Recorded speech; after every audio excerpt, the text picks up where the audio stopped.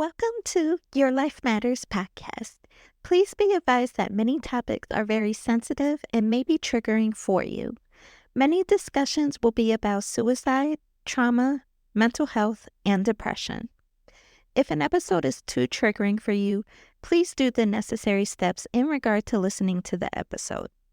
If you or know anyone struggling with mental health, suicide ideation, suicidal thoughts, and depression, please seek professional help or reach out to a crisis hotline or confide in someone that you trust. I hope my podcast helps you, but most of all, I hope it provides the safe space that you are looking for. Please know that you are not alone and there is someone out here who is happy to have you in their life. So please stay alive for them. And also remember that your life matters. I love you and thank you for joining my podcast. Hey everyone, welcome to Your Life Matters podcast. I have a very special guest with me today, and I am super excited to have him. He is actually my first male guest for my men's mental health series, so I am super excited to have him. I had the honor of meeting him 2 years ago in LA. And he's such an amazing person, and I'm so honored to have him on my podcast. So I'm gonna let him introduce himself and share his story.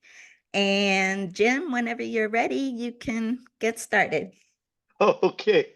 Well, hopefully I'll meet those expectations. I don't know about that amazing part, but okay. So I'll just start from the beginning and share my story. Try to get it over with as quick as I can.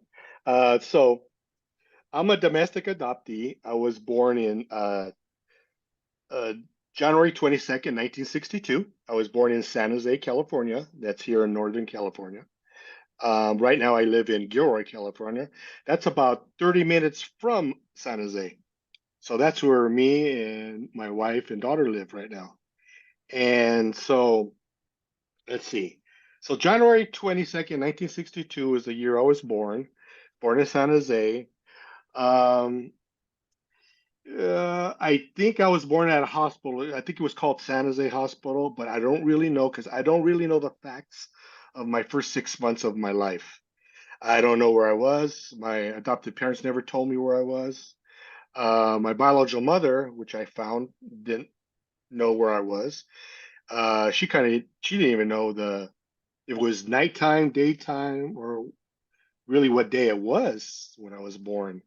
Matter of fact, I just found out exactly from the Santa Clara County Adoption Agency that I was born in 1962 of January 22nd because Social Security had me born in 61. And I had some adoption papers my adopted family gave me when I started my search, and a lot of the paperwork said 61 on those papers. And there was a name of Freddie on those pieces of paper. So I had to go to the county of Santa Clara probably about 3 months ago, 4 months ago, to tell them my situation. So they were so interested in my story, and they heard my story. So I got to sit down with one of the ladies there and told her my story. And then she says, "Okay, well, you know what? This is kind of strange. This paperwork is kind of strange. So we're going to go to the judge and see if they can open up your records to find out when you were actually born and who this Freddie was on the piece of paper." Quick So question. I don't mean to go ahead. interrupt you, but in No, no, no. California, Mhm. it's all adoptee records are closed, right? Yes, Like, yes. okay.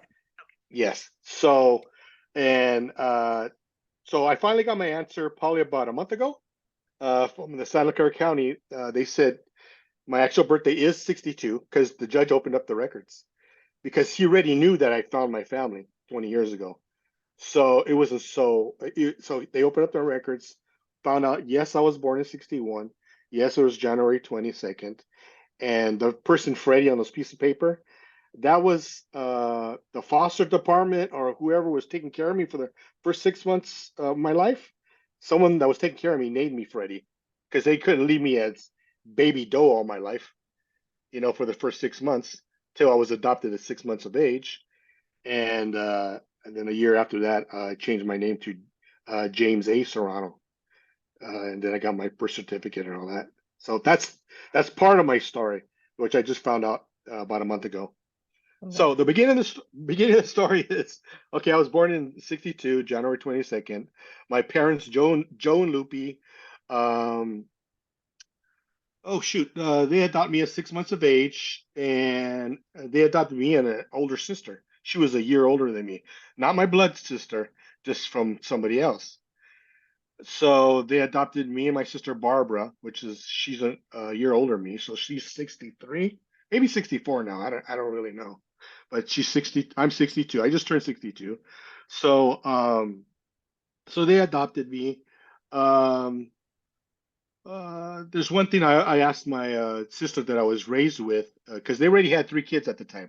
They had no, two daughters and a son, but they had another boy before they adopted us. His name was Georgie, and he passed away. I don't know the exact date. Either he was 1 or 2 years of age, and he passed away. He got sick and he died. Mm. So that was the reason my sister said, because I always wanted to know what's the reason why they adopted me, because they never sat me down to tell me that I was adopted. I just found out by my sisters and people teasing me, my family, that they got me at a supermarket. Then I figured it out that I was actually adopted. They sat down and told my sister, but they didn't tell me. And they so this day I'll never know why they didn't. Even my sisters that I was raised with couldn't tell me why they didn't tell me. Um, so I found out probably around ages from 10, 11, I kind of figured out I was adopted, right? Plus, I didn't really look like them. I mean, they were Hispanic. They were My dad was dark complected and stuff like that, but we didn't really look like each other. So I found out that the reason why they adopted me because my dad was a very uh, strong Chicano old school dad and didn't really show affection or love. I mean, I never even heard the three words "I love you" from my dad all the years I was with him, and he passed away like 10 years ago. But he wasn't that type of a man to because he wasn't affectionate.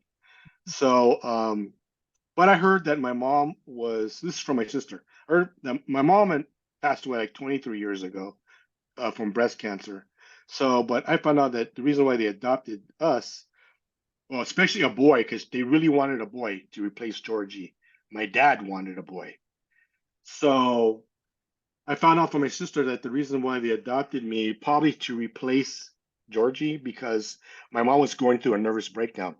Mm. And so my dad said, "Okay, we'll adopt, but I demand a boy."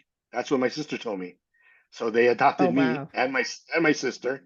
But maybe I was more of a replacement because, like I said, me and my dad worked together for 30 years at the same company, retired to the same company, but I never heard I'm proud of you or a pat on the back, nothing. And I always wondered, um, did he resent me? I mean, because I mean, and I was always kind of jealous with my friends and stuff because some of their dads were affectionate, Mhm. but I never got that, right? So I never got that through my years as a child or even to the last days of his life because this is his last 10 years of his life. He had dementia, and me and my wife took care of him for the first 5 years of the time he had dementia. We took care of him, and my siblings were lived far away from where he lives, so it would just they elected me to be conservator to take care of my dad. So I took care of my dad for the first 5 years, me and my wife, and so that was kind of strange, you know. The adoptee was taking care of the dad, and his own kids uh, lived far away, didn't want to deal with it, so they elected me. So I did it for the first 5 years, and the last, I don't know, 4 years of his life. Then he went to another town where one of my sisters lived because it was more affordable over there to take care of him. I guess they were running out of money because that's one thing as a conservator, I didn't want to have anything to part with but money. The the renting of the house and all that stuff. I let that. I just wanted to take care of them, and they elected me. So I said, okay, I'll do the best as I can. So that's what I did. Mm. So, so my teenage years, were kind of rough. I was more of a rebellious kid. of being the abandonment issues that I was dealing with, and I didn't have anyone to talk to about it because no one talked to me about being Mhm. adopted. Even to the day they died, no one ever talked Mhm. to me. I mean, when I started my search at 37 years of age, they didn't want to know anything about my search. They didn't want to know anything about it, and that was one of the hardest things I had to do when I started going for the search was going to them asking them for any adoption papers they had. Mhm. And of course, my mom was hurt, and my dad says, "Were you trying to replace us?" And I go, "No, I'm not trying to replace you guys.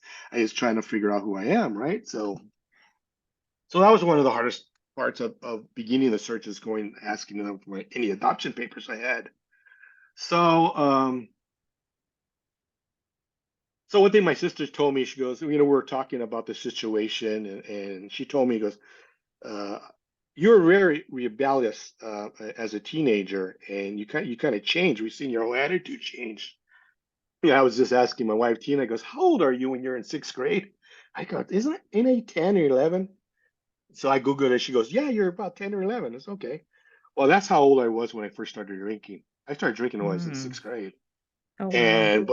and became more of a rebellious kind of kid.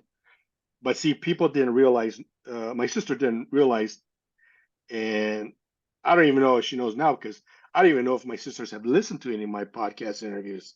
I've done like 20 of them. Mhm. And so, but none of them ever reached out to me since I've been doing these interviews. So who knows? But the reason why I was a rebellious and kind of a uh, ins probably insensitive kind of kid and um, was into drinking and stuff like that. Well, I just admitted when I was 52 years old. My wife's a school teacher, right? And we were going go get an ice cream one night, and my daughter Elizabeth was in the back car, and there was a thing that came on the radio was talking about child abuse, child sexual abuse. Mhm. Mm. So right there it hit me. I go, "Jim, tell him."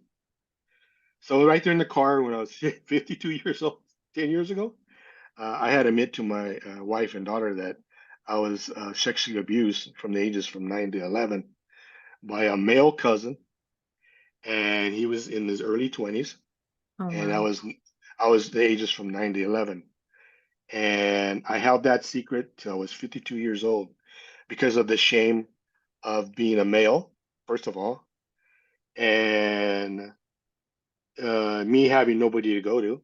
Yeah. Um, Probably the only person who's ever talked to me about that was a nephew of mine, probably about 4 months ago.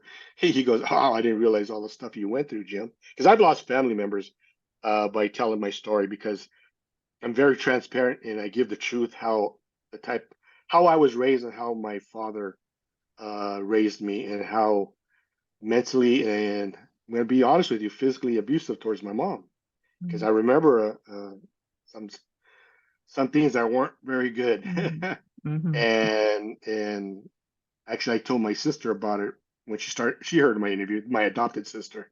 The one was adopted with me. She heard the interview and she remembers what we seen when we were kids and what happened a couple of those nights. And she broke down with me because sometimes you hide that all that trauma. You don't Mhm. want to think about your childhood. But me, with the healing process of the trauma of the abandonment issues, not feeling wanted, the sexual abuse, Mhm. uh, me telling my story and me telling it more comfortable, even though when I'm done with you and done with telling my story, it's going to feel like I've gone like 20 rounds in the ring, Mhm. because I still I train in Muay Thai, kickboxing, all that, and I train a lot. But when I get done with this, I feel like I did 4 or 5 hours in the ring, Yep. mentally, Mhm. physically, even physically, I'm just a wreck. Mhm. So, so through my teenage years, uh, there we celebrate October 30th, National Remembrance Day for Mhm. adoptees, because adoptees are 4 times more likely to Mhm. commit suicide than a regular person. Yep. So there was suicide thoughts in my life as a Mhm. teenager too, because I already had planned how I was going to go kill my abuser, the person that abused me, Mhm. and how I was going Mhm. to kill myself right after. So Oh, yeah. yeah, I dreamt about that. I already had it planned out when I was a teenager from the ages of 16 to 17 what I was going to do. Um, it's funny, there's a question I kind of broke down the other night because there's a question that you never want someone that's a loved one that should ask you at this question. And this question was from Tina, my wife. She asked me, what stopped you from doing it? And you know what? Mm, yeah. I just said, I don't know. Yeah. I don't know because I already had it planned out Hmm. how I was going to do it. I already was going to purchase the thing I was going to Hmm. do it with. And so that's something that another thing that you go through as a male, and especially as a male, you always try to prove your manhood after that, Yeah. especially with something like that, right? Hmm. So you prove your manhood through certain ways that you shouldn't, but it's something that I've always had to deal with. And I had a lot of anger issues. Like I said, I started drinking when I was 10, 11 years old, but people didn't know why I did that and did other forms of drugs and stuff. And because I was hiding the pain, Hmm. I was hiding all that pain of being adopted. And matter of fact, I just celebrated 24 years of my sobriety because the last time I had a drink was on my 38th birthday Oh, party, wow. which I'm going to explain what happened to me on my 38th birthday. That's part of the story too. So, um, so I was raised in. Congratulations, by the way. Oh, thank you very much.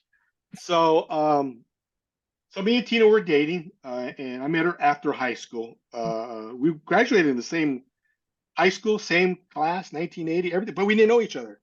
Oh, wow. Yeah, yeah, we met on a blind date. Met on a blind date 2 years after high school. So, so we met, and then of course we fell in love and all that. And then there's, like I told you, I never heard 3 words "I love you" or felt loved or knew what an expression of love was. I didn't Yes. know any of that. Hmm. So one day I was taking her out on a date at a Chinese restaurant, and I just told myself, okay, Jim, it's time for you to tell her because as an adoptee, you always feel there's something wrong with you, right? Why does somebody would just give you up? Hmm. So so one day at the Chinese restaurant at the date, I told her, I have something to tell you. She goes, what's up? What's wrong? And he goes, well, she thought it was pretty serious, right? So I told her, well, I'm adopted. And she just looked at me. She goes, and I go, wow. So, but non-adoptees can't understand us, Yeah. Yeah. how we feel and what we go Yes. through, all our lives. So she accepted it, and I said, wow. So that's what love is about. That's the first time I Hmm. ever felt love. Hmm. I wasn't rejected because all adoptees are people pleasers, right? We all want to Yeah. please everybody. Well, that's something I'm thinking. Okay, I'm going to tell her, and she's going to say you're a whack job, or you're something's wrong with you, and she's going to leave me. But I said I got to tell her Hmm. because I just couldn't live with that anymore. And Yeah. so that's when we got married and stuff like that. And then when our daughter was born in Elizabeth, and she was probably about 16. Yeah, about 16, 7, no, 16. And I was 37. I was watching something on TV, and it was called, there were a reunion show. It was a talk show. So they were talking about non-identity information, how you could go search, Mm. right? So I looked at it and I looked at Tina. I says, I think it's time. She goes, time for what? I goes, to go look, to go search. Mm. So she says, okay, you sure you're ready? He goes, yeah, I'm ready. I got to know who I am. Yeah. So um, I knew what I had to do. I worked in San Jose, California. That's where I actually was born, and I worked there for 30 years. And I worked like 2 blocks from the Santa Clara County Records Department. Oh, Yeah. wow. So one day after work, I knew what to do. So I went up to the seventh floor, and I always remember what floor it was too. So I went to the seventh floor and talked to the lady there, and I asked her, "Hey, I'm here. I'm an adoptee. I'm here to get non-identity information." She goes, "Oh, okay. Well, fill out this paperwork and all that." And she looked at me, smiled. She goes, "Very interesting. Good luck on your search." She goes, "It'll probably take 6 months for it to come to you." He goes, "Oh, shoot, another 6 months. All right." So I got home kind of a little depressed, right? And shoot, maybe about a month and a half later, I went to my mailbox and opened up my mailbox. This is when I was living in Los Pinos, a town that's an hour from San Jose. And opened up the mailbox, and there's this letter. It says, the county of Santa Clara. And I go, oh shoot, what happened here? Did I get a parking ticket or my or jury duty, right? So I opened it up, and it was the non-identity information, Oh, my wow. non-identity information. So I said, your birth mother was 5'1", 95 pounds, had two kids at the time of your birth, was living with your grandparents, and she worked at a business school or a doctor's office, something like that in the paper. And then your birth father was 5'7", medium hair, dark hair, medium built. Uh, they had a brief affair, which I found out was just a one night stand. Um, and he went to high school till 10th grade and quit and went to work full time. So I had that information, right? So uh, my job was I used to deliver concrete. I used to drive one of those concrete trucks. I did that for 30 years. Oh, wow. So I was on a job site and I was going to deliver concrete to this construction company, right? And there's this gentleman there that because I was there at the company for 30 years. So I knew this gentleman for 20 years. And his name was Carlos Bryan. And he goes, hey, Jim, how you doing? He goes, I'm doing good. He goes, what you been up to? He goes, well, you want to know the truth? I go, yeah. And he goes, I'm searching for my biological family. Um, excuse me. Go ahead. So he goes, what are you talking about? I goes, well, I'm searching for my biological family. I'm adopted. And he goes, Joe Serrano is my dad. We worked together, right? Like same company. He knew my dad. He delivered concrete to him too. So he goes, Joe's Oh, not your dad? I go, no, Joe's not my dad. I'm adopted. So I'm looking for my biological family. He goes, wow, I didn't know you were adopted. Well, we don't go out telling everybody, right? So you know any information, Jim? So I told him the information I had of my biological mother. You know, her height, weight, what she was doing. She had two kids, and she worked at a doctor's office. And he looked at me. He goes, "What year were you born, Jim?" He goes, 62. He goes, "Oh shoot!" And he was shaking his head. And he goes, "That's kind of weird." He goes, "Why?" He goes, "Were you born in San Jose?" And I go, "Oh, I'm pretty sure. Yeah, I was." He goes, "Wow." He goes, "There was a girl that I used to date. Her name was Marie, and back in the early '60s. And I heard that she got pregnant, and he didn't know if it was his or not. And I heard she gave the baby up for adoption. And the oh, same height, weight, the two kids, all that was her description. The same Marie he's talking about. oh, wow. Yeah. So I looked at him, and he didn't know I had this information about my biological father yet. And Carlos is 5'7", medium built, dark hair, dark eyes. And I looked at him and goes, whoa. Because I got to tell you something. I got to tell you something, Carlos. He goes, yeah, the description of my father. And he goes, whoa. And he goes, I told him, do you know where this Marie is? Goes, you know what, Jim? I don't know, but I have to try to find her. Last time I seen her was what, 38 years ago? Because I was 38 when I went searching. Yeah. And so he goes, can you think you could find her for me? He goes, you know what? I know some of her family still. Maybe I'll go see what happened to her. And he just looked at me. He goes, whoa. And I told him the description of my biological father. That's when he shook his head. He goes, wow, we might be father and son because he kind of looked like me. Oh, So back in those days, right? We didn't have cell phones yet, right? So no. yeah. So I went to a phone booth. I left the job site. I went to the phone booth and I asked Tina, hey, what does it say? Other information you could give me on my biological father.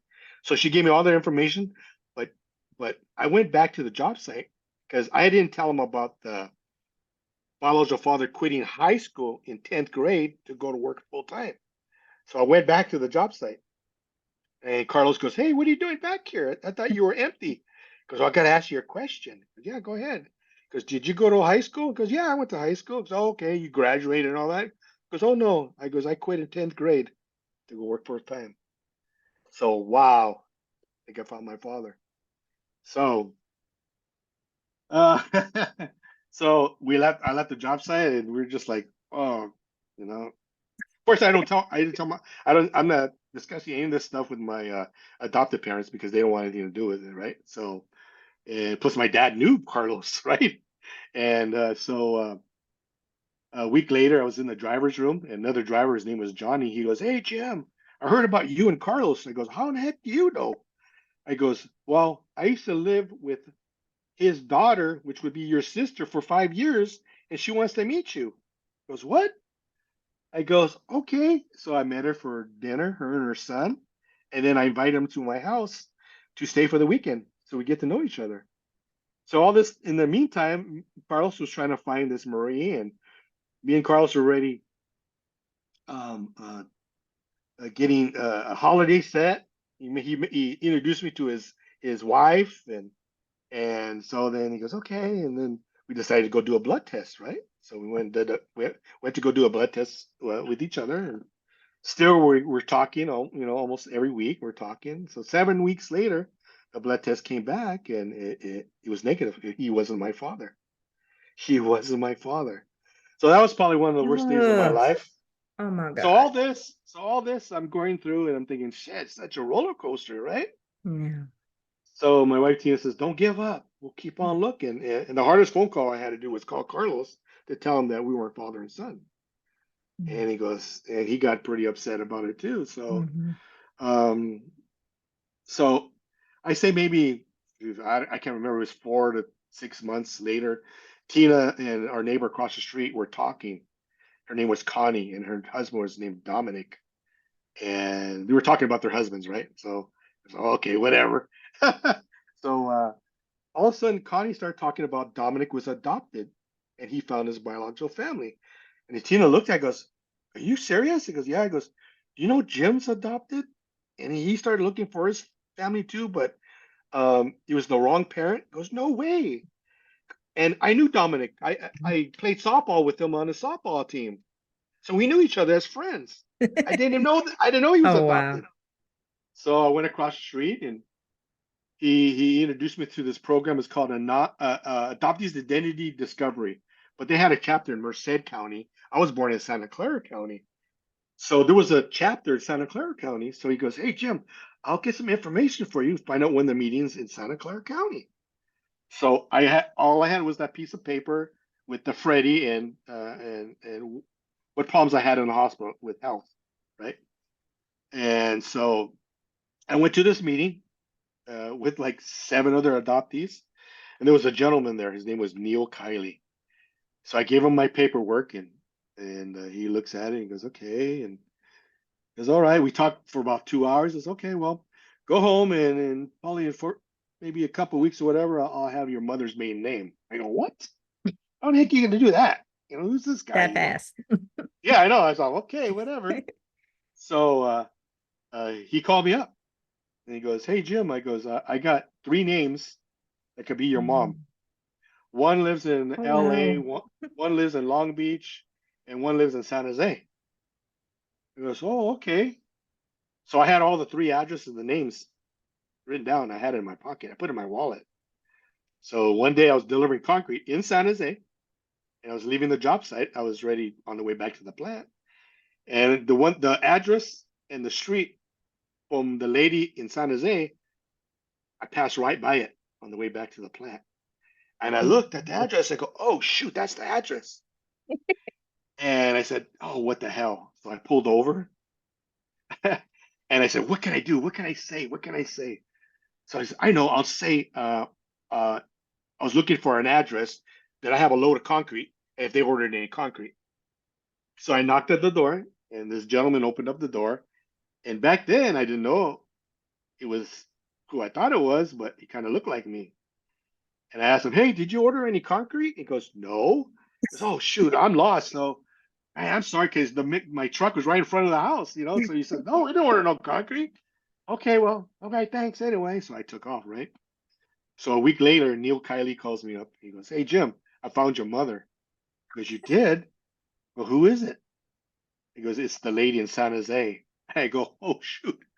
I told Neil, "I have to tell you something." He goes, "What?" He goes, I stopped at that house. Because what? I stopped at that house about a week, 2 weeks ago. He goes, you're not supposed to do that, Jim. He goes, yeah, but what the hell? I did it, man. So I stopped there, and he goes, okay, here's the phone number. And Wow. I already knew she had 3 kids at the time. Okay.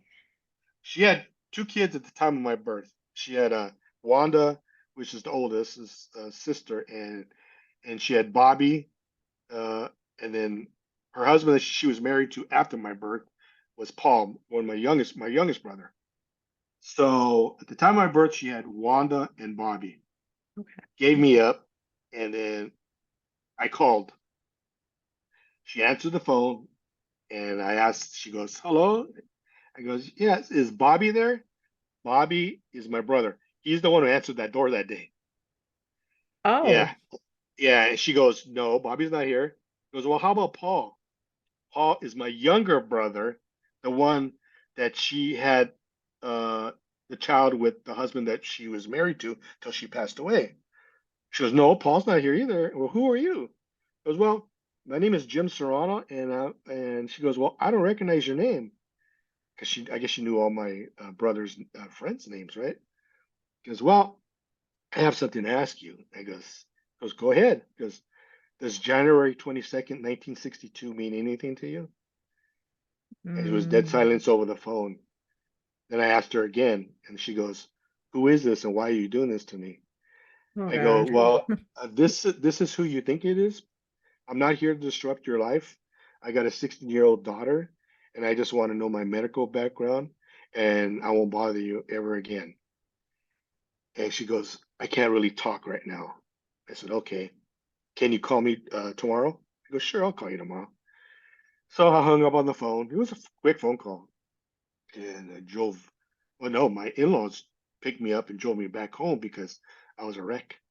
Yeah. And so I got home, and me and Tina were talking about it in bed, and all of a sudden their phone rang, and her name is Noberta Dominguez.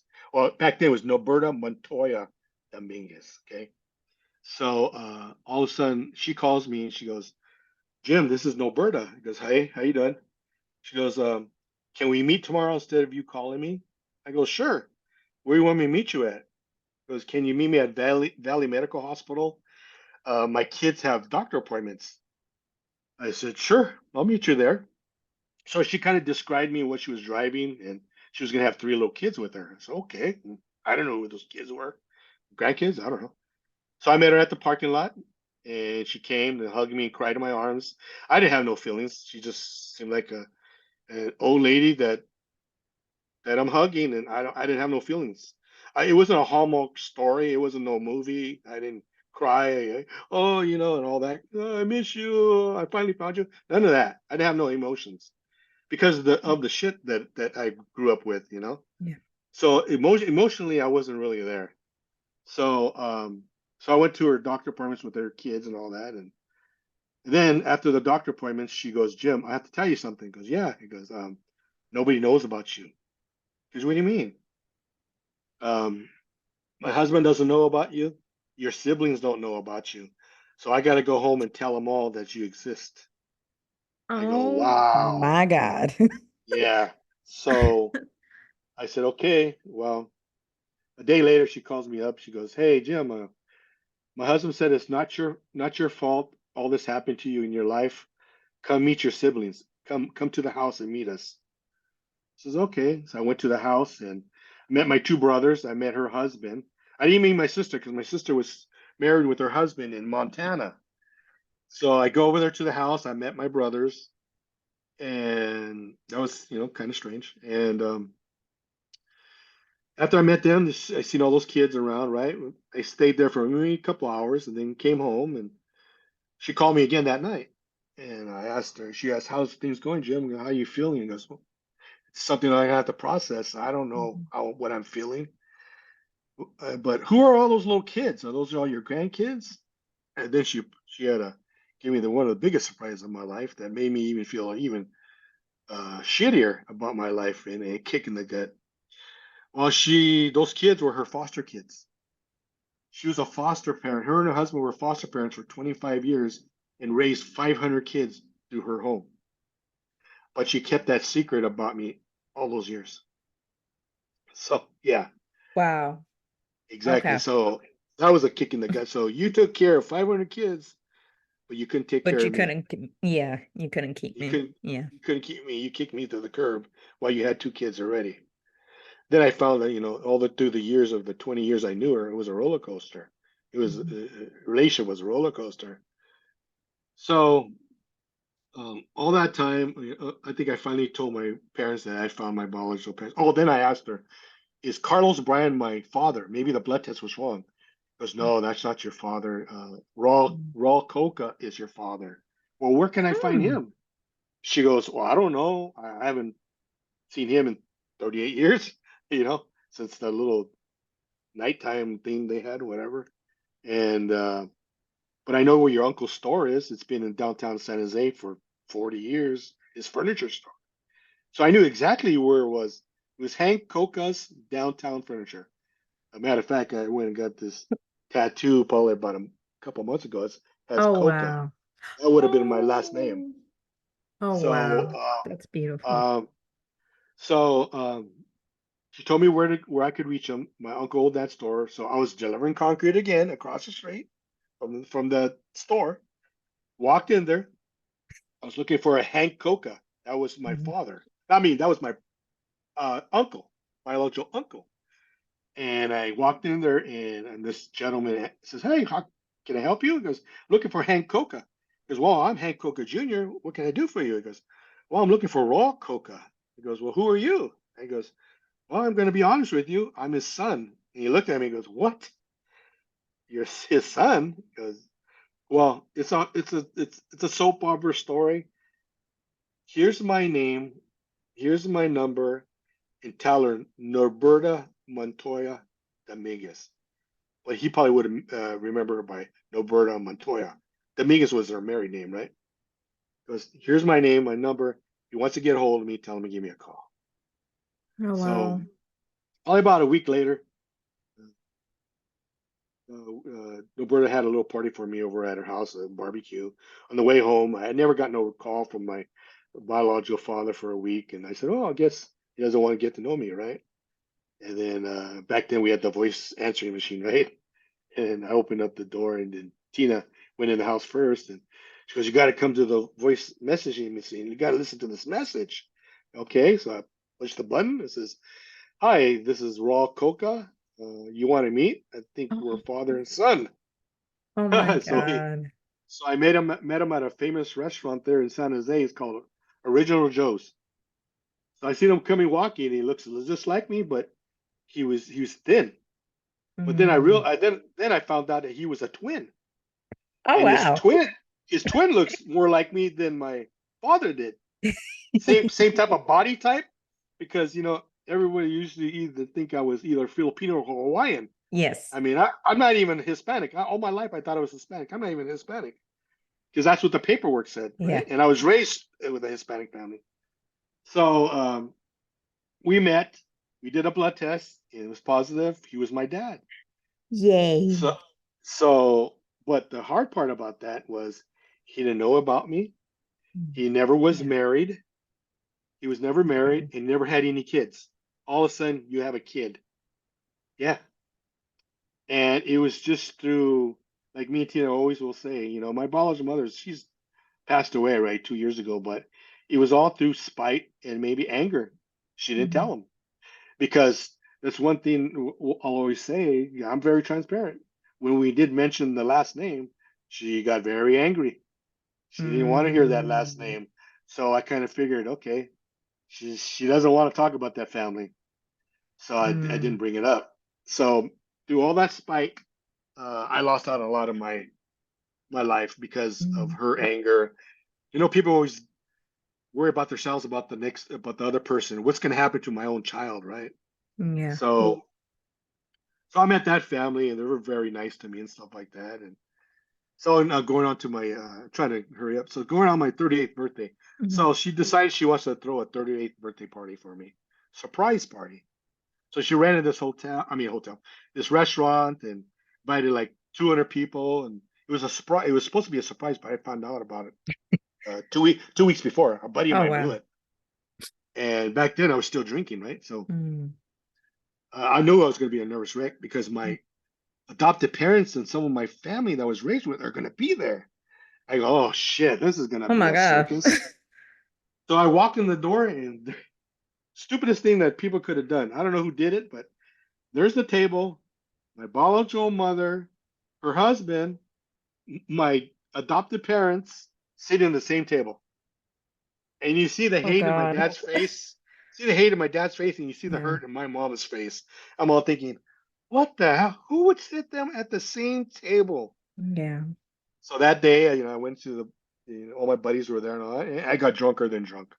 I mean, I did every shot that everybody wanted to give me, and I did it. But I always remember that one.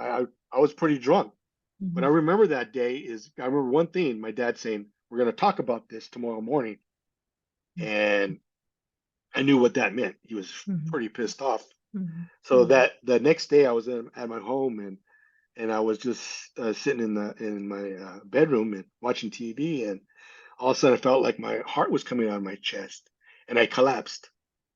Oh. And I called T, and I told her, hey babe, call an ambulance. There's something wrong with me. So the ambulance came and got me, took me to the hospital. And they thought I had a heart attack. Oh wow. So I was in ICU for 3 days. And one of the ways of thinking that shit, I could have killed myself in the hospital too was, so here I am laying in bed thinking I just had a heart attack.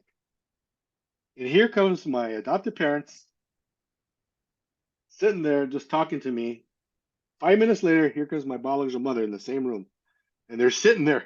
Both of them are looking at me. All three of them are looking at me, not saying a word to each other, just looking at me. And I'm all thinking in my mind, and goes, man, don't these people get it? Yeah. And I go, and I was like, Lord, man, if I had a gun right now, I would just blow myself away Mhm. because I couldn't take this. So 3 days later, the doctor released me. Says we don't understand it, but we heard what's going on in your life, and we need you to go see a therapist. I said, Mhm. okay. Well, shit, great. Now I have a bad heart. Now I'm going crazy. So, but they said my heart was back to normal, whatever that meant. So Mm. I went to a therapist, and of course, I talked to the therapist, which is not an adoptee. He doesn't have a clue. And first thing he does is prescribe me antidepressants, Paxil.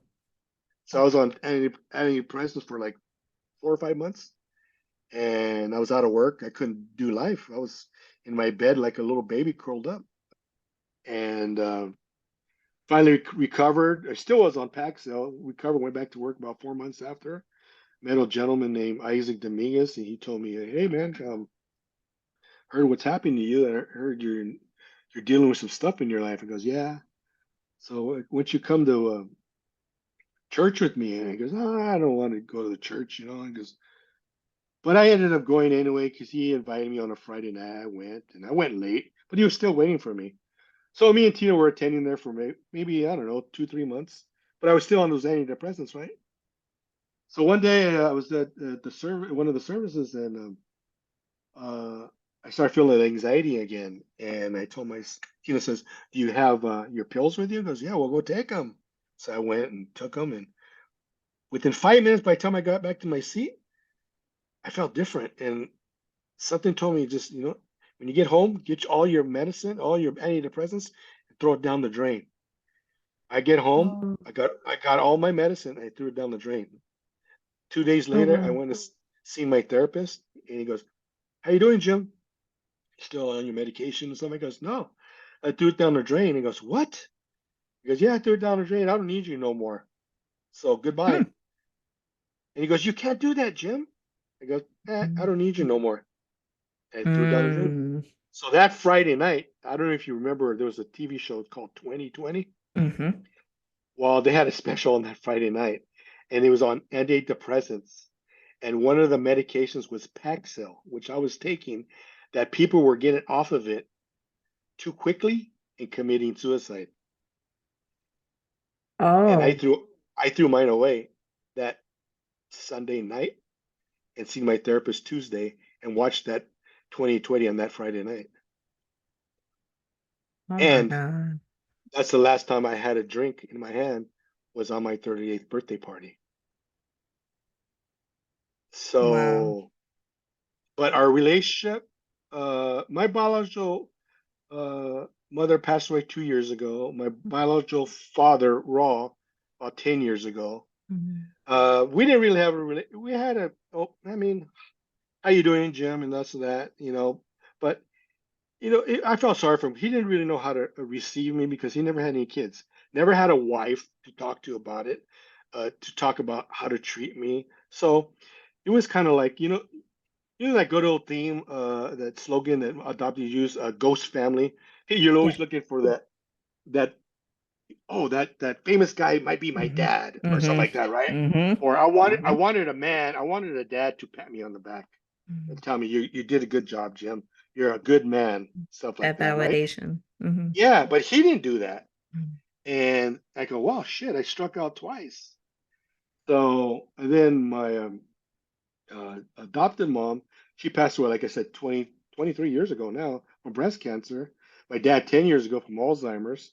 And then my biological mother passed away 2 years ago. Mhm. And I could say I didn't have any emotions in any of the funerals but one. And that was at my mom's, um, the mom that raised me, her gravesite, because I was one of the pallbearers.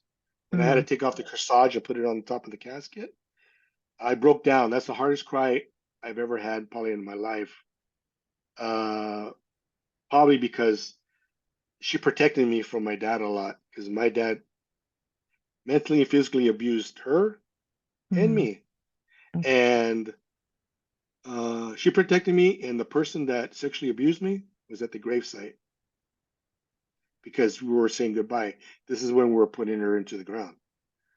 So that person was at the gravesite at the same time. So I was dealing with looking at him and saying goodbye to my mom. So that's the hardest cry I've ever had in my Oh life. my. So that's a lot of Okay. shit that I went through that. And then knowing my biological mother and us having such hard arguments because just because she was a foster parent for 25 years, she acted like she knew how I felt. Oh, well, and we used to argue a lot how she used to raise her foster kids.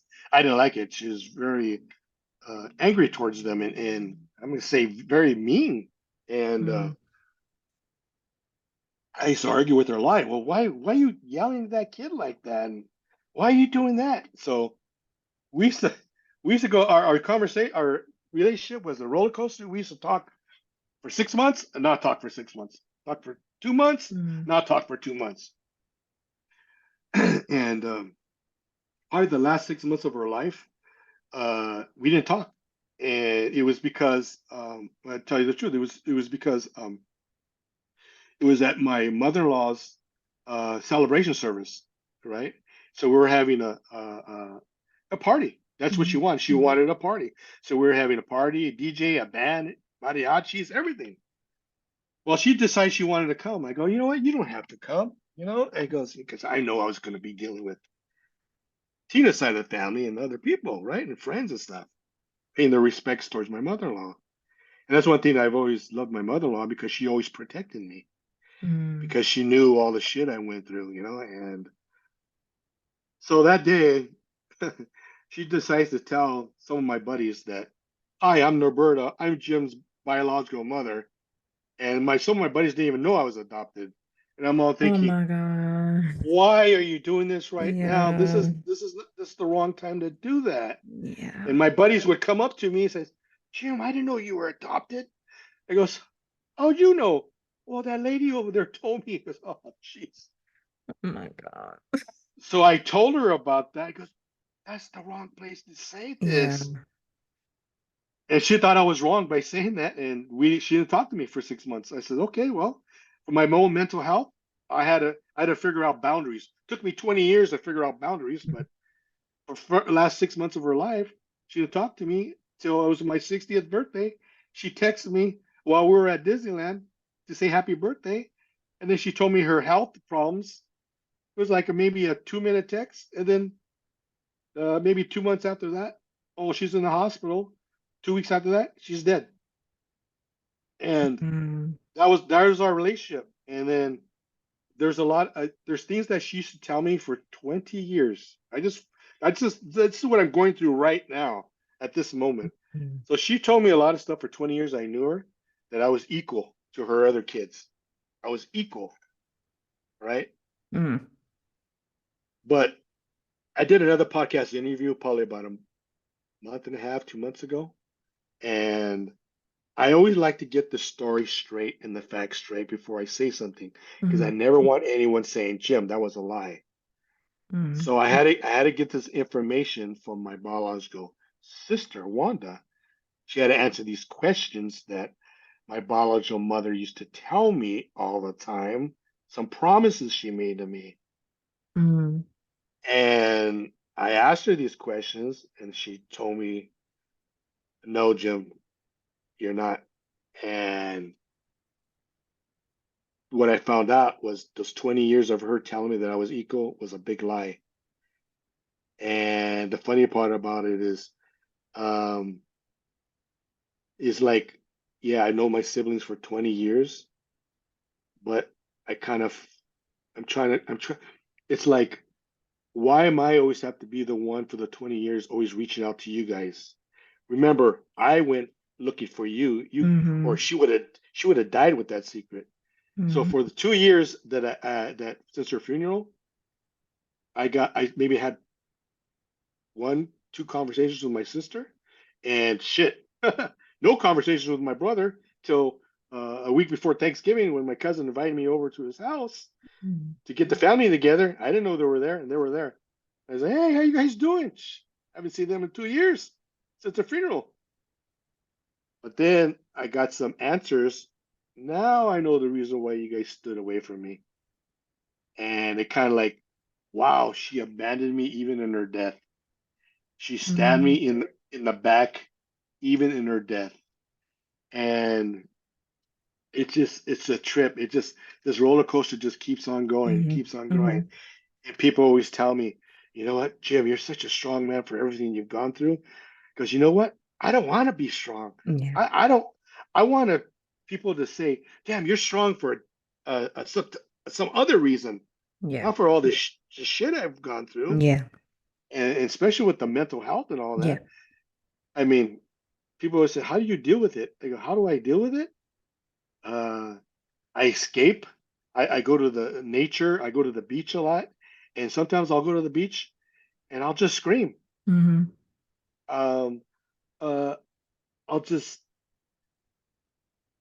blank. Just my Yeah. mind will just go blank and me not think about it, because if I keep on thinking about it, all it does is get me angry.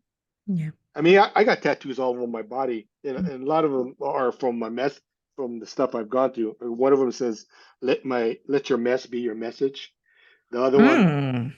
the other I one love says, that. I'm still standing, I'm still strong." That's from that movie Antoine Fisher. Mhm. Mhm. Remember, he went back to his foster Mhm. mom and the person he abused? Yeah. Well, I put that on my leg too. And people always ask me, what do those mean? Well, you got an hour? I'll tell you what these things mean. You know? So, but mental shit, the abandonment, uh, being sober, the sexual abuse, uh, abandonment at birth, the Mhm. abandonment growing up of not being loved, and then the abandonment again, even in their death. Mhm. I mean, it's like people always ask me, "Do you wish you never would have went looking, Jim?" Well, yes and no. Mhm. And then Tina says, that's one thing. I never really got close to my biological father's side. They all love me. I know that. They're very loving. But I was more, I seen more of my biological mother's side because they were lived closer to me, right? But they're the ones that hurt me the most. Mhm. And they've been nice. I mean, my cousins and some of my cousins are beautiful people and Mhm. love me, but it's just like you see people's true colors, even though knowing them for 20 years, Mhm. and you're thinking, "Wow, I couldn't believe that really happened." And you Yeah. guys acted like that towards me. And I guess all those years, maybe you were just playing the role because she made you guys play that role, Yeah.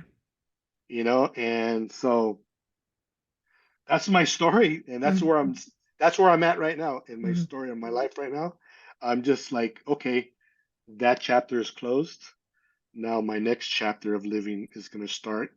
And if it has to do with me telling my story, whoever wants to listen, Mhm. I've had men come to me, um, asking me, thanking me for being so transparent, and they want to talk about what happened in their lives as Mhm. kids and stuff like that. And I know I'm doing good. I know it's for a reason. I'm not going to let this trauma go to waste. Yeah. I'm not going to be defeated. That's one thing. I will not be defeated. But do I break? Oh, hell yeah, I break. Mhm. Do I break down and cry like a baby? Hell yeah, I do. Mhm. And I'm not ashamed to say that. I'm not ashamed to say that. I mean, what man wants to tell the world that he was sexually abused as a kid by a male? Who Yeah. wants to say that? You know, nobody wants to say that. No. And so, I mean, that's my story, and that's where my stage of my life is right now. Mhm. And like I said, anyone who wants to hear my story, I'll say, hell yeah, I'll tell you my story. It goes because it a friend of mine asked me the other day, goes, don't you get tired telling your story? That doesn't it like bring back the past? I goes, you know what? Yeah, it brings back the past. Yeah. Mhm. But I don't break down as much as I used to when I first started telling my story. Mhm. So maybe that's part of healing, is I'm Mhm. not breaking down as much. But but that's where I'm at right now, Winnie. That's where I'm at. So Well, thank you so much for sharing all of that. no problem. It's a long story. It's a journey. It's a It roller is. coaster, It you is. know. I feel like a lot of your story too, especially with you being a male, one Hmm. thing that I'm always kind of preaching is that like, you can't heal what you don't reveal. Hmm. So, I feel Perfect. like Yeah. that applies to a lot of what you said. Yeah. And I'm not sure if you remember at the adoptee meetup that we were at, Hmm.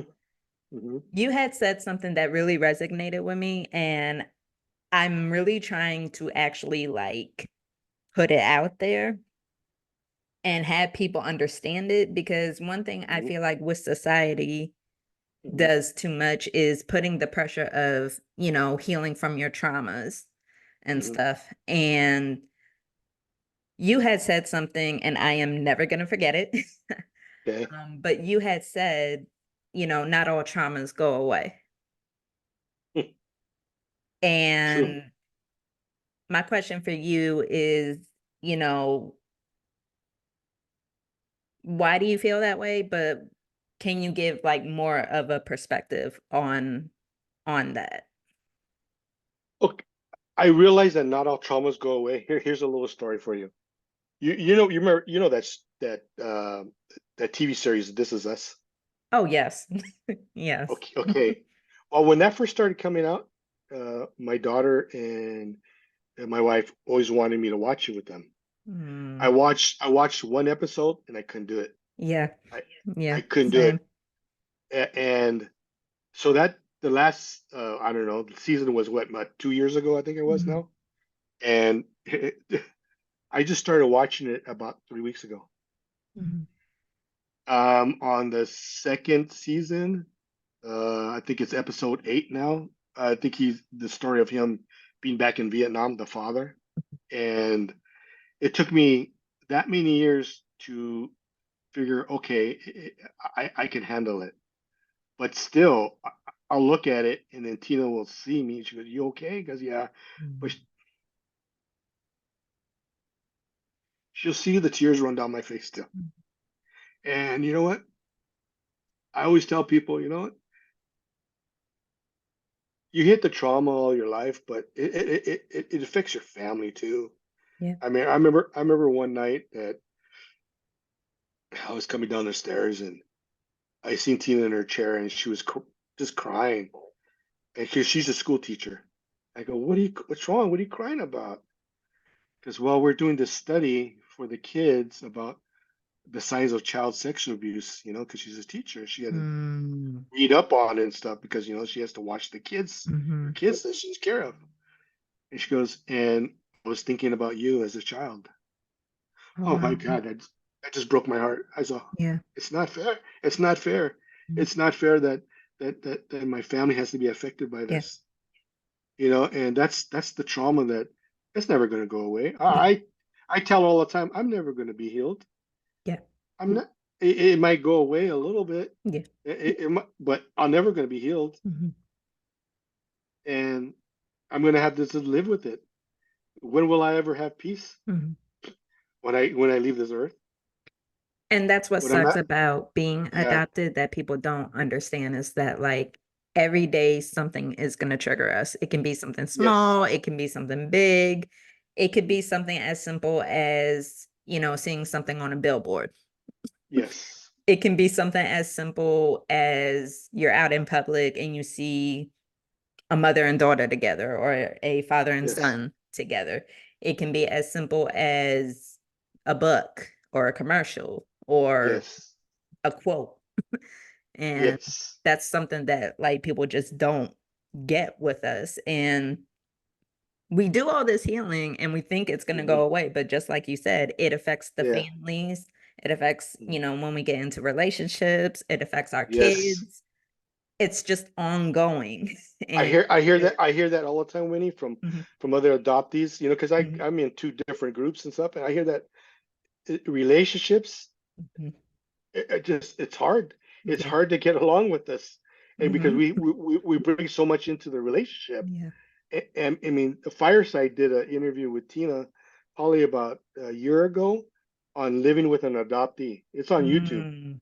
Oh, wow. Eh, yeah, because we've been married for almost 40 years now, so she sees all my ups and downs. Mhm. And there's one thing that what kind of freaked her out too is, see, where she used to live, where I used to go pick her up for the 2 years before we got married. The house where all the sexual abuse was, I encountered at, was right across the street from her house. Yeah, that's where it all took place. And every time I went to go pick her Oh. up, I had to look at that house, and I could see it right now. If you Mhm. told me to describe the room, I could describe you the room right now where I Wow. was abused at. And I'm 62 years old. This happened 50 years ago, and I could still describe you the room. I could describe you the smells. I could just describe you the sounds, and it's never going away. I look at it, it goes, man, it's been 50 years, and I still think about this shit. Mhm. And I'm thinking, and when I see uh, someone that's says something dirty about a child or a young Mhm. person, or it gets me so pissed off. I said, Mhm. man, you don't realize the rage I have in me right now. Yeah. And sometimes I know my coach. He knows when I'm having a bad day. I know when I'm having a bad day too. I'll just go and hit the bag Mhm. because I know I'm having, like you said, something triggers us. Yeah. And I'm an older adoptee. I'm Mhm. 62 years old, and it's still triggering me. Mhm. Mhm. And but the good thing about it is I'm so happy that younger adoptees have support groups now.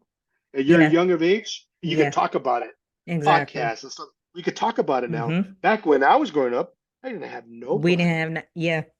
Mhm. Nobody. 10 years ago, I knew one other adoptee. Mhm. Now I know hundreds of Yes. adoptees, Yep. you know, and we all uh, deal with the same thing. Mhm. When I met you the first time at the conference and met the other adoptees, I actually wanted just to go into the room and just cry Yeah. because that is the closest I've ever felt of being home. Mhm. I've Mhm. always tried to go home, be home, feel Mhm. normal. Mhm. That's the first time I felt normal. Yeah. And And it's and a you know what? safe space as well. Yes, you know what Tina said? Because she was the only non-adopted there. You know what she told me? She goes, "Now I know how you feel just a little. Mhm. I was like the outcast there that Mm. night because Wow. I could see all you guys. I could see the hurt in you guys' eyes and what you Mhm. guys were going through. Mhm. And Oh I'll my God, never I'm about to understand. cry. I know. I'll never understand that. I'll never Hmm. understand that. Just like she always tells me, you know what? I'm never going to understand you. Yeah. I know. And that's the good thing to hear from people when they say, you know what, Jim, I'm never going to understand you. I'm Yeah. never going to understand what you've gone through, but I'll listen. Yes. And that's all we want. We just want people Yeah. to listen, People to listen. you Yeah. know? Listen. Listen. And the good part about too, that remember I was telling you about that Santa Clara County thing and the lady giving me the right date of my birth. Well, since I met her and she met me and we got along, now she wants me to go to educate her workers, her county workers on adoption and adoptees. So I'm just waiting for that meeting. She's going to set it up Yes. so I could go and tell my story Mm-hmm. and answer anyone's questions. Mm-hmm.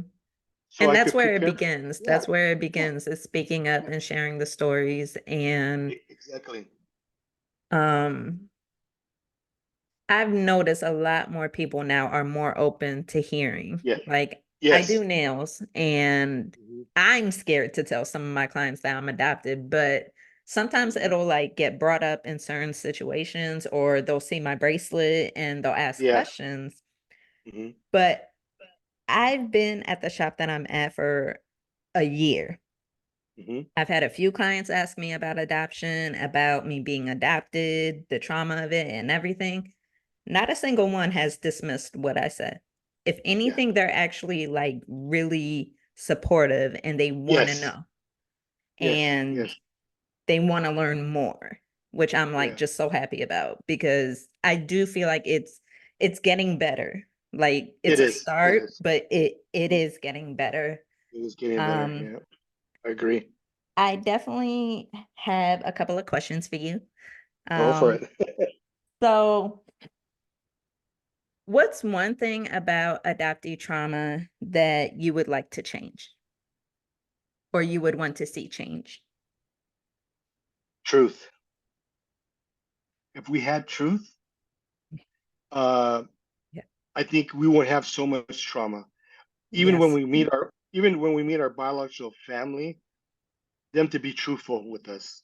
Yeah. Because see, there's one thing about my biological mother. She told me that she didn't have any help.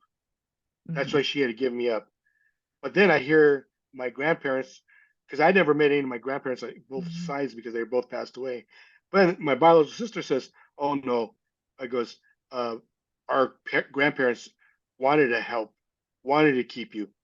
See, so that was another lie. Oh my God. See, that's why I said truth. Yeah. Just give truth. Yeah. That's the one thing I always tell people. You know what?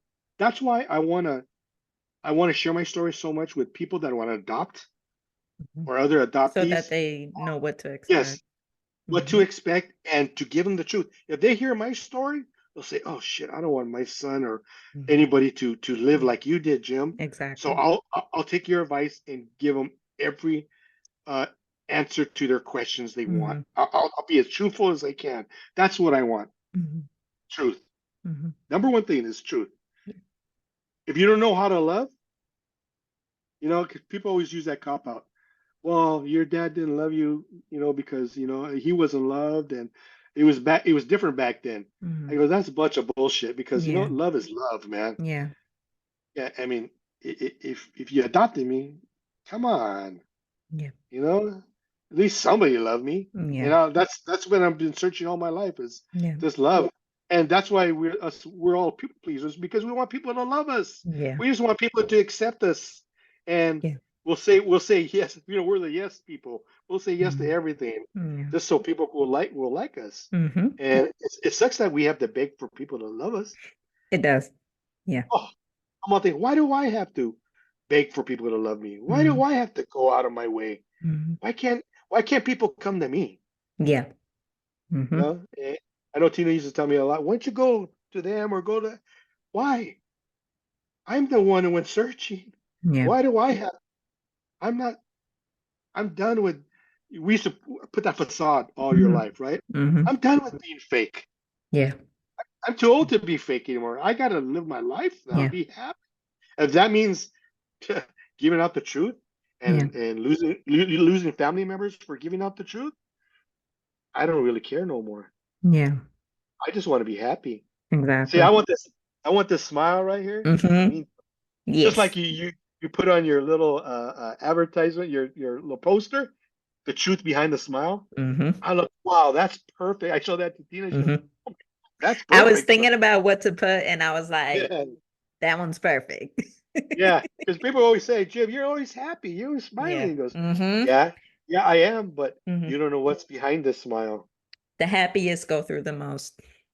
Yes, yeah. Mm-hmm. It sure seems like because we got to. If we don't, Yeah. we'll go nuts. Exactly. Exactly. So. What do you think it would take for men to feel safe to speak up about their stories? I always think about that too because you know what? A lot of the adoptee groups, there's not that many men. And even in groups when you get to, Really? I mean, a lot of men don't really speak up truth. Most of there's a lot of women, it seems like will speak the truth, but men, because we're brought up with all that macho shit. Yeah. We're brought up with all that men don't cry and all stuff Yeah. like that. I mean, people look at me and goes, "Shit, you got an emotion, you got a big heart, Jim, and but you're a mean son of a you know what? When you're in the ring or you're sparring, you don't want to kill people, you know?" He goes, "Yeah, but you don't understand. My heart breaks too. Yeah. I have a heart. If you Mm-hmm. know the real Jim, listen to one of my podcasts. You'll see the real Jim come out Mm-hmm. when I start talking about my life and what happened." And then you'll know, no, Jim's not the tough guy. Yeah. That's just a role I put on once in a while, or I'm hurting that day. Mm-hmm. But it's just the macho pride I think men have to get rid of Yeah. and talk. Yeah. People we're brought up to hold everything inside and not talk about it Mm-hmm. and not to express how we're feeling. Yeah, we're raised to be the macho father, son, and husband, and we can't be weak because a weak person, the image in the society means, you know, you're worthless. Yeah. It, Okay. no, but yeah, so yeah, just getting rid of the macho pride and letting your feelings show. Mm-hmm. And I know it's hard. It Mm-hmm. took me a lot of years. It took Mm-hmm. me 52 years to finally come out and started being real. And I feel better about it. I really do. I feel more of a man now than I ever did in my whole life, to be honest with you. Mm-hmm. Wow. Okay, last question. What's a stereotype about men's mental health that you would like to change? Stereotype. That when men deal with mental health, it seems like society puts on he's a weak man Mhm. and grow some balls. Come on, Jim, grow some balls, be macho. But no, I think a real man is a person who will give his true feelings, and people will respect a man more like that than anything else. I think. I mean, I've gotten a lot of respect by being real, Mhm. and I tell people, yeah, but before, remember the old Jim Serrano, I wasn't like that, right? Because Mhm. no. Well, now it seems like I get more respect by being real. So the stereotype is people think we're weak if we show emotion. Mhm. Oh, you can't handle life. Oh, pobrecito. Oh, poor little guy. You know, you can't handle life. Everybody has a story. Come on, grow some balls. Yeah. Oh, that's bullshit. That's bullshit. I got big balls. I'll beat your ass while I'm crying at the same time. You know. Mhm. Oh, but you have to have the happy medium. Yeah. You could be a kind person, but you can also use anger because anger is just the emotion that we all go through, and sometimes we have to learn how to control our anger, Yeah. especially with our tongues. Yes. Watch what comes out of this mouth Mhm. because we got to think before we say it, right? Yeah. Because we're going to regret. Most of the time, we're going to regret it. Mhm. Oh shit, I shouldn't have said that, But we learn and live, especially when you get older. You learn Mhm. a lot of lessons. Mhm. Like I spar and I hang out with a lot of the young kids at the gym, and they're in their 20s, Mhm. young early 30s. They're just getting on with life, right? And they're talking about stuff like I go. Man, you guys got a lot to learn, man. Yeah. A Yeah. lot to learn. And so they'll ask me questions, and I re that makes me feel good when these young Mhm, kids ask me questions about mhm, life, or it feels good, and especially when they all call me sir now. So, but it's okay. I mean, mhm, you know, I don't mind asking. Asking. I mean, letting people know who I am, but answering their questions because it makes me feel good, and it makes me thinking, okay, that young man is going to go home and think about what I said mhm, today, and make up his own mind. mhm, I'm not going to go and bug him again. Hey, so mhm. what'd you do? No, Right. no, no, no. I'm not your conscience. I'm Mm, going to tell you what to mhm, do, tell you my mistake, what helped me. Now mhm. it's up to you to Learn make from that, it. Yeah. you learn from it or make your Mhm, decision. mhm. So there's mine. Well, Jim, I really want to thank you for your courage and bravery for sharing your story. This was Thank you. amazing. I learned so much about you. Your abuser, tell him to come outside real quick if you can. I Like, don't I even know. just I want to don't talk even to know. him. I don't even know if he's alive anymore. Okay. So that's just. I haven't seen him in 23 years. Oh, So, and I don't know. So you. that's one thing that I used to have to live with, the guilt that I Mhm. didn't come up and say anything, because who knows if he did it with anybody else. And my biological mother used to tell me all the time, "You can still go after him. You can still go after him." Because you know what? I don't want to deal with that. Yeah. I don't want to Because see that's him. a whole nother trauma thing It's a you would whole have nother to trauma, you would have to deal and with. Yeah. I don't trust what goes in this brain right here, Yeah. and what will travel to here, It's crazy what the and brain will do to trick you. So it's like you really exactly, have to have so much self-control over that. exactly. And yeah. That's what I try to do.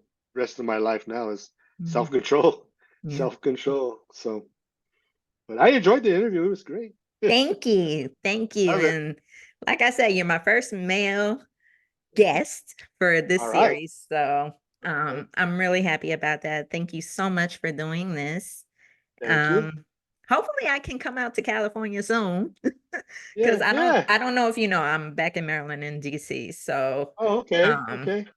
but hopefully I can plan a trip out there and we can do like another adoptee Heck meetup. yeah. I would love that. That'd be awesome. And Yes. like I said, it was one of my happiest days of my life when I Mhm. went down to LA and met everybody. Mhm. And I'm in still contact with everybody still. To this day, I'm still Oh, chatting with everybody. good. Good. Yes, it's good. So, but I loved it. I loved it. And I appreciate you, and I love you. And Thank you. I I love you hope too. I hope all your dreams try to hopefully come true. We all have dreams. We Mhm. live in this adoption roller coaster, and we just gotta help each other. And we need to talk to somebody. Yes. Reach Mhm. out. Don't be So afraid to speak up and exactly, share your story and be exactly, there for each. I think it's also too a lot of people just feel like they don't have anyone to talk to.